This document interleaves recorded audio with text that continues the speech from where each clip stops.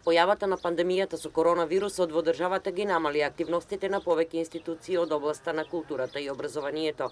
Една од тие институции е Националната установа Универзитетска библиотека Гоце Делчев во Штип, каде е значително намален обемот на работа.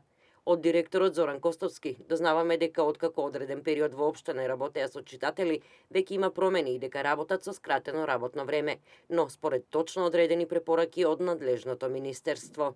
Имаме препорак од Министерството за култура, тоа се 14 точки кои ги применуваме во овие услови на криза, на корона кризата и така да немаме собирање, значи тоа е акцент да кажем на посебно за функционирање на библиотеката. Значи имаме само работа со граѓаните во делот на взимање на книги и редуцирано работно време. Значи од 7 до 15 часот.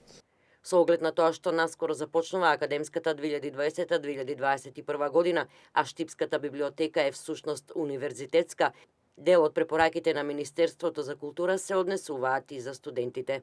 Мерките се како и во секоја институција, држање на растојание и дезинфекција. Значи тоа го применуваме сега за сега и не верувам дека понатаму би имало собирање на студенти, односно седење во читална. Освен со работа со читатели, вработените во Националната установа Универзитетска библиотека Гоце Делчев активно се вклучени во изработка на проекти кои ќе бидат од големо значење како за библиотеката, така и за градот Штип.